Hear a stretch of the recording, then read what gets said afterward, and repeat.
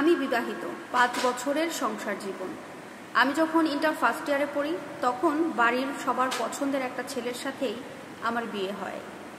আমি মোটামুটি দেখতে শুনতে বেশ ভালোই সুন্দর ছিলাম, আর সেই কারণে কলেজে আমার প্রতিনিয়ত সমস্যা হতো।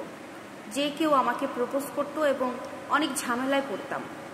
এছাড়াও আমার কলেজে আমার ক্লাস ফ্রেন্ডের সাথেই খুব ভালো একটা সম্পর্ক ছিল, বলা চলে প্রেমের সম্পর্কই ছিল আমার একজনের সাথে।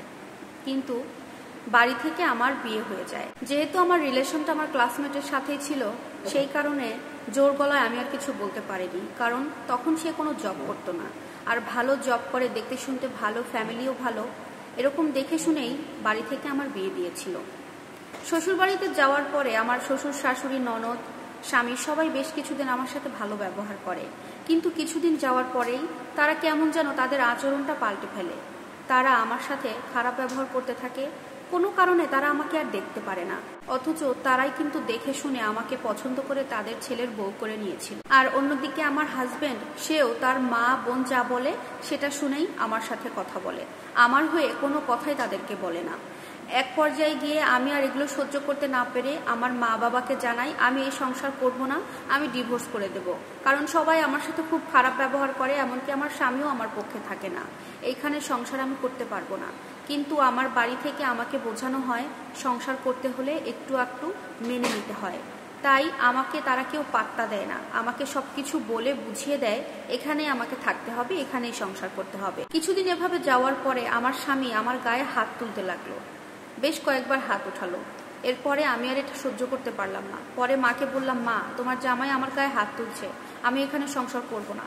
আমি অনেক বলার পরে আমার বাড়ি থেকে রাজি হয় ডিভোর্স করার জন্য। ঝামেলা করে আমি আমার শ্বশুর বাড়ি থেকে আমার বাবার বাড়িতে চলে আসি। বাবার বাড়িতে ছিলাম প্রায় 1 মাসের মতো। এই 1 মাসের মধ্যেই আমার স্বামী আমাদের বাসায় যায়, আমার বাবার বাড়িতে যেয়ে আমার সাথে কথা বলে এবং আমার কাছে মাপ চায়, এবং সে বলে যে সংসারে ফিরে আসার জন্য। তাই তাকে মাফ করে দিয়ে তাকে আমি আবারও স্বামী হিসেবে গ্রহণ করে তার বাড়িতে যাই। এরপরে বেশ কিছুদিন আমাদের খুব ভালোভাবেই দিন কাটছিল। এর মধ্যে আমি কনসিভ করি, আমার একটা বেবি হয় এবং আমার বেবির বয়স এখন 19 মাস চলছে। এরপরেও আমার শাশুড়ি আর ননদ আমার সাথে ঝামেলা পর্যায়ক্রমে করতেই থাকে। আমি কিছু না বললেও আমার স্বামী ব্যাপারটা বুঝতে পেরে আমাকে নিয়ে আলাদা বাসায় চলে আসে। আমার স্বামী যেখানে জব করে ঠিক তার পাশেই একটা বাসা নিয়ে আমাকে নিয়ে সেখানে থাকতে শুরু করে। আলাদা বাসায় আসার পরে আমার এক্স বয়ফ্রেন্ড আমাকে ফ্রেন্ড রিকোয়েস্ট পাঠায় এবং আমি তার রিকোয়েস্টটা অ্যাকসেপ্ট করি। মাঝে মাঝে আমাদের মেসেঞ্জারে কথাও হতো, মেসেজ হতো, কথা হতো। আমরা দুজনে একই কলেজে পড়তাম, একই ক্লাসে পড়তাম। আমি যেহেতু এখনও পড়াশোনা করছি, কলেজে গেলে ওর সাথে আমার প্রায় দেখা হয়, এবং এর মধ্যে আমি কথা হওয়া শুরু হওয়ার পর থেকে ওর সাথে আমি 2-1বার দেখাও করেছি, রেস্টুরেন্টে বসে অনেক কথাও বলেছি। এর মধ্যে আসলে আমার হাজব্যান্ডের সাথে আবার ঝামেলা একটু শুরু হয়, আর এই কারণে আমি আমার এক্স বয়ফ্রেন্ডকে একটু সময় দিতে থাকি। তাই আমার এক্স বয়ফ্রেন্ডের সাথে আমি মাঝে মাঝে রেস্টুরেন্টে দেখা করে আমার সুখ দুঃখের কথা তার সাথে শেয়ার করতাম, তবে বেশ গভীর কিছু বলতাম না, হালকা পাতলা কিছু শেয়ার করতাম। আমি আমার বয়ফ্রেন্ডকে টেস্ট করার জন্য একবার বলেছিলাম, তুমি আমাকে বিয়ে করবে, আমি এই সংসারে থাকতে চাই না। তাকে বলি, তুমি তো আমাকে ভালোবাসো, তাহলে তোমার তো সমস্যা থাকার কথা না।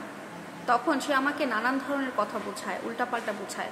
তখনই আমার বোঝা হয়ে যায় সে আসলে আমাকে ভালোবাসে না, শুধু আমাকে ভোগ করার জন্য সে আমার সাথে সম্পর্কে এসেছে আবারও। এইভাবেই চলতে থাকে কিছুদিন আমাদের। তারপরে হঠাৎই একদিন কোনো কারণ ছাড়াই আমাকে বলে বসে আমার সাথে সে আর রিলেশন রাখবে না।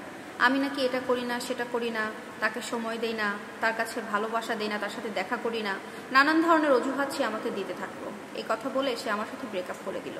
মোট কথা আমি বুঝতে পারলাম আসলে সে আমার সাথে কোনটা চাচ্ছে আমার কাছ থেকে, আমি সেটা দিচ্ছি না বলেই সে আর আমার সাথে সম্পর্ক রাখতে চাচ্ছে না। আসলে সে আমাকে না, সে আমার শরীরটাকে ভালোবাসে। সে চায় আমি তার সাথে বিছানায় শুই, কিন্তু আমি সেটা করিনি জন্য তার আর আমাকে ভালো লাগছে।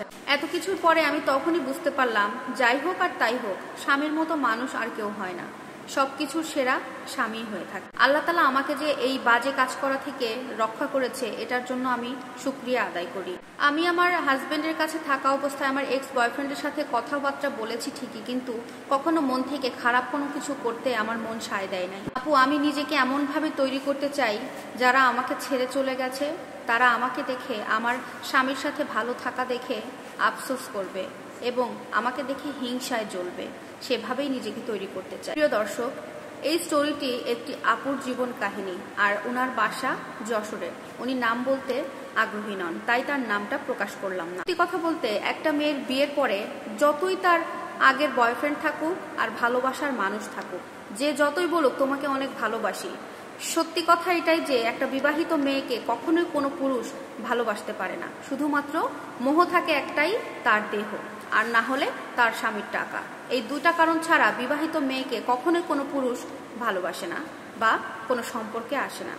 তাই আপুটা যে শেষ পর্যন্ত বুঝতে পেরেছে তার যে কোনো খারাপ কাজ থেকে সে নিজেকে রক্ষা করতে পেরেছে, এটাই অনেক কিছু।